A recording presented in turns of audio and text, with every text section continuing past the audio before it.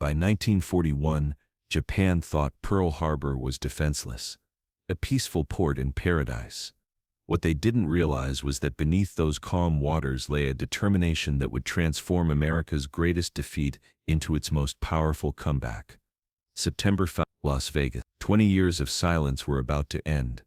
The Sahara Hotel ballroom hummed with exhaustion and electricity. It was hour 18 of the annual Muscular Dystrophy Association telethon, and Jerry Lewis stood on stage, his tuxedo wrinkled, his voice hoarse, his eyes carrying the weight of a man who had been begging America for money since the previous evening. The phones rang constantly. The tote board climbed, but something else was climbing too. A secret that only 3 people in that building knew about. Frank Sinatra was backstage, and he wasn't alone. To understand what happened that night, you have to go back 32 years, to a different city, a different decade, a different world entirely. It was 1944, New York City. The Glass Hat Club on West 52nd Street was the kind of place where dreams went to audition and usually failed. Smoke hung in the air like fog over the Hudson. The bar was sticky with spilled drinks and broken promises, and on that particular night, a young Italian singer from Ohio was nursing a whiskey, or what everyone assumed was whiskey, and wondering if he'd made a terrible mistake leaving Steubenville. His name back then was still Dino Crossetti, but he'd been calling himself Dean Martin for 4 years now, ever since a bandleader named Sammy Watkins had suggested the change. Crossetti's too ethnic, Watkins had said. You want to make it sound American. So Dino became Dean, but Dean still wasn't making it. Not really. That night at the Glass Hat, he was between sets, between hopes, between everything. And that's when a skinny kid with wild eyes and wilder energy walked up to him. The kid couldn't have been more than 8. He had the look of someone who had been told no his entire life and had decided to ignore it. He stopped in front of Dean's table, looked him dead in the eyes, and asked 3 words that would echo through the next 3 decades. You workin'? Dean looked up, took a drag of his cigarette, exhaled slowly. Yeah, he said, I'm workin'. And that was it. That was the beginning of everything. What happened over the next 2 years was the entertainment equivalent of a lightning strike. Dean Martin and Jerry Lewis didn't just become partners, they became a phenomenon. Their first official show together was on July 25, 1946, at the 500 Club in Atlantic City. The owner, a tough character named Skinny D'Amato, had booked them as separate acts. Dean would sing, Jerry would do comedy. Simple.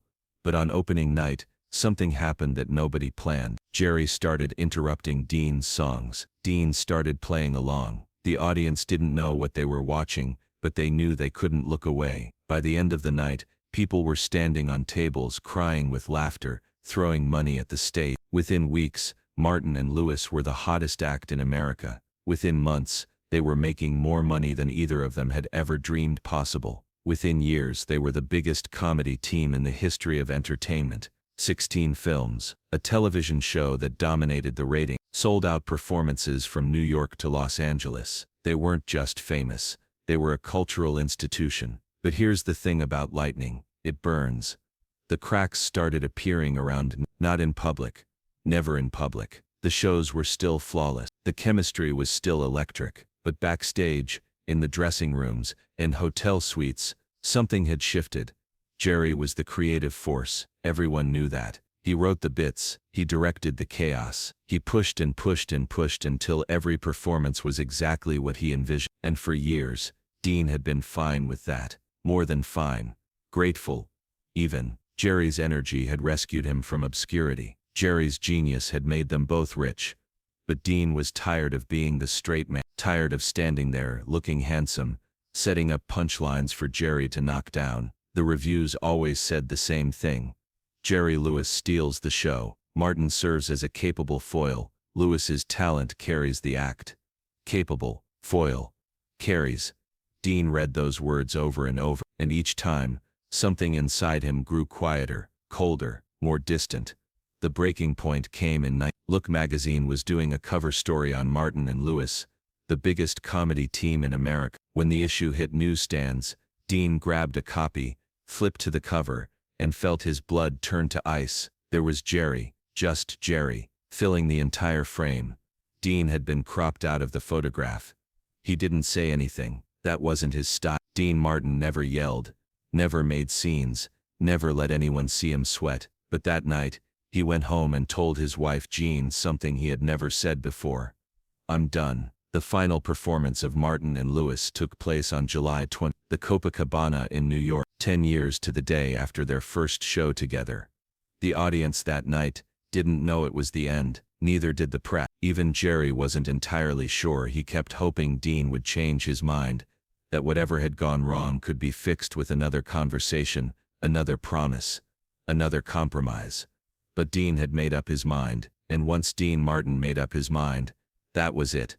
There was no fight, no shouting, no dramatic confrontation. That wasn't how Dean operated. He simply finished the show, shook Jerry's hand, and walked away. They wouldn't speak again for 20 years. Think about that, 20 years. In that time, Dean would reinvent himself as a solo artist, proving every critic wrong. He'd star in films like Rio Bravo and Ocean's 11. He'd become a founding member of the Rat Pack. He'd host one of the most successful variety shows in television history. He'd become the King of Cool, a title that would follow him to his grave. And through all of it, he never called Jerry, never wrote, never explained. Jerry, meanwhile, threw himself into directing films, hosting the MDA telethon, building a career that would span decades. But anyone who knew him could see the wound that never healed. In interviews, he'd get a faraway look whenever Dean's name came up. He'd change the subject, or he'd simply say that's in the past. But it wasn't, not really, not ever. Frank Sinatra had been watching this silence for 2 decades, and Frank Sinatra didn't like unfinished business. In the summer of 1976, Frank started making phone calls, quiet ones, the kind that Frank made when he was planning something big. He called Jerry first, casually, just checking in, asking about the upcoming telethon. Then he called Dean. "I need you to do something for me," Frank said. Dean listened. He didn't say yes, he didn't say no, but he didn't hang up either. Frank laid out the plan. "Simple," he said. "Clean." Dean would fly to Las Vegas on September 5th. He'd stay hidden backstage during the telethon, and at a certain moment, Frank would know the right moment. He would walk Dean onto that stage. No warning, no preparation, just 2 old partners, face to face, after 20 years of silence. "Why?" Dean asked. Frank was quiet for a moment. When he spoke, his voice was different, softer. "Because life's too short, Pally, and because Jerry still asks about you. Every time I see him, he thinks I don't notice. But I notice, he still asks." Dean didn't respond. "Do this for him," Frank said. "Do it for me." "Hell, Dean, do it for yourself." The line went silent, and then finally, Dean Martin said the only word that mattered.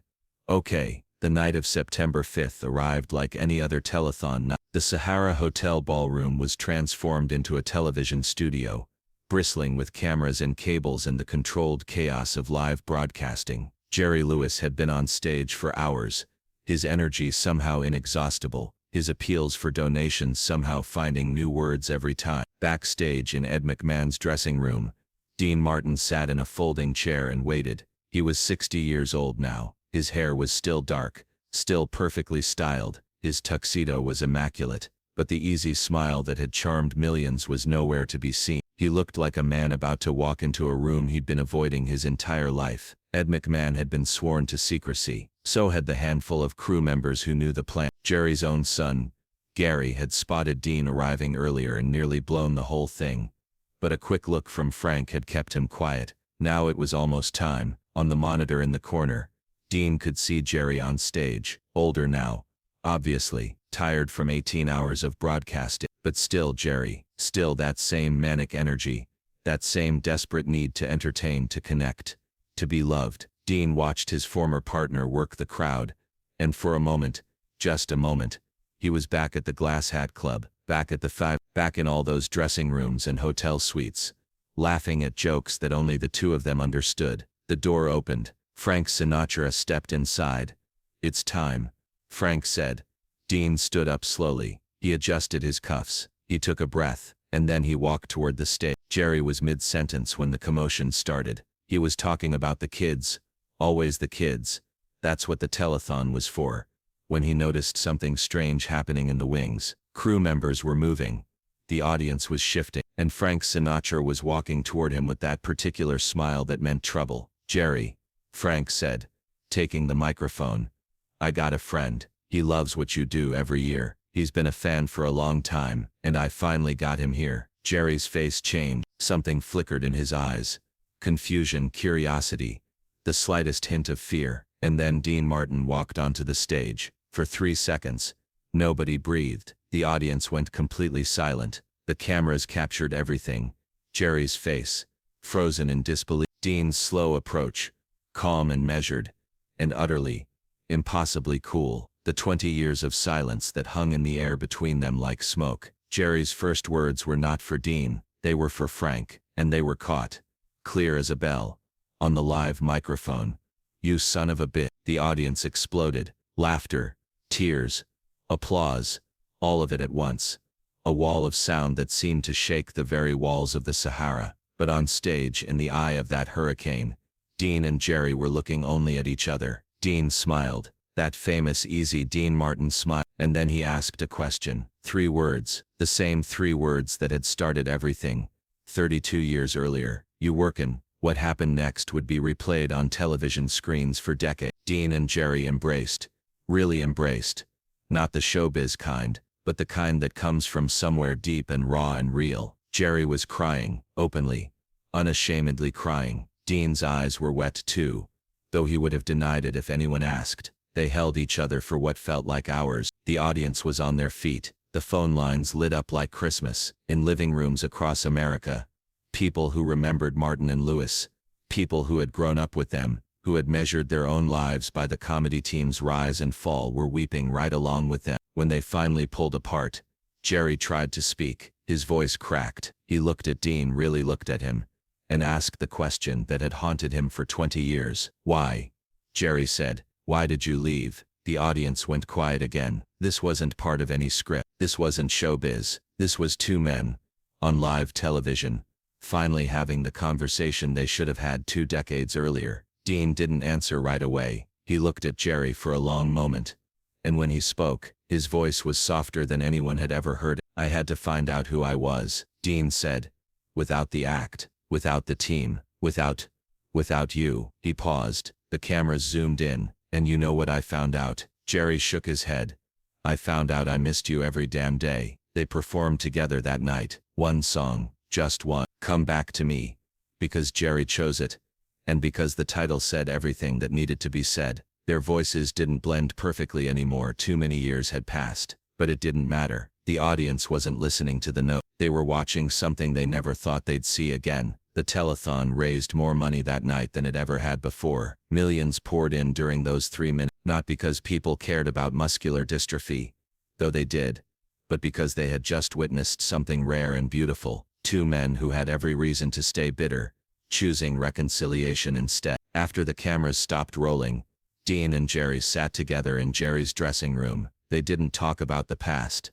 Not really. They talked about their kids, their wives, the small ordinary details of lives that had unfolded separately for 2 decades. When Dean finally left, around 3 in the morning, he paused at the door. "Jerry?"